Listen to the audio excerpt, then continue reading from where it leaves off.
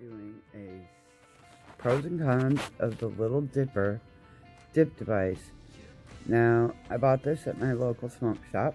It's for using wax or concentrates. It's portable. The manufacturer has a few like little 10 and 15 second videos that tell you what you can expect but don't really tell you how to use it or anything about it. There's one other website on YouTube that kind of tells you about it, but not really. So, and I've asked them to do more and they won't, so thought I would do one. I'm a 58-year-old woman. I just started dabbing New Year's Eve, and I've been using this device. It has a metallic cover, and this is the end. Because, you know, it's not legal to show you how it's used, because some states it's illegal. I wanted to let you know that when you look in your reclaim chamber, you just take the tip off to do that. To look inside, you have to clean inside. As you can see, there's absolutely nothing in there, and that's after using it quite a while. Now the other one, once you start using this, it'll get sticky around here, and this sticks on, it gets stuck. So you need to clean it off with a little alcohol. And as you can see, it looks clean on the inside. That's what the tip looks like. It unscrews. Of course, it's sticky. I didn't think about that part before I started the video, but anyway, you unscrew it to clean it. And this is the little thing that goes inside. It's pretty clean. That's what it looks like. There's where your reclaim chamber is. It has a little silicone.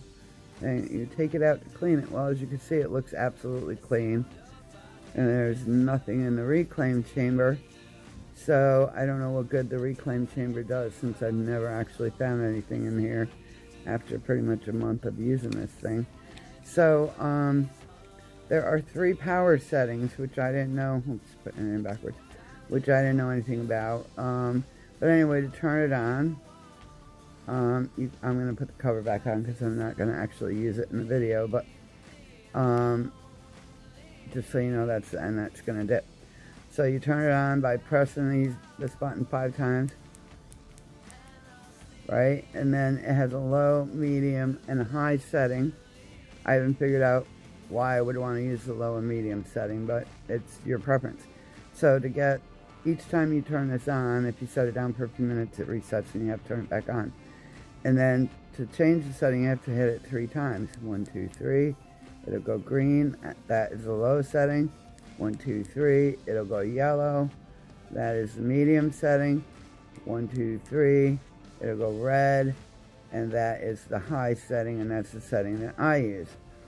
Most people use a silicone or glass jar, and they dip it in and inhale off of it. One trick that you need to know that they don't tell you ahead of time is that you hold this button down until the tip gets bright red. That's when you touch it to your concentrates or your dab or your honey or whatever you call it. But don't touch it there before then. You cannot preload this. It says right on it not to preload it. So I've been using a nail, and you touch it to the nail, and I say that for every 3 times I touch concentrate, this little greedy son of a bitch takes 2 and only gives me 1. But another trick that you need to know about is after you're done getting you have to inhale like a straw, but hard, not like a bong, to get the smoke. Because it said to do it soft, I was doing it soft and I wasn't getting any smoke. So when I first started using it, I was hitting it like a bubbler, and you can't hit it like that. You have to hit it like a happy medium. You sip it like a straw, but pretty hard to get the smoke. Anyway, after you're done with that dab or whatever, it'll time out. Like you can hit it as long as you can hold this down and hit it until it goes, maybe 10-15 seconds.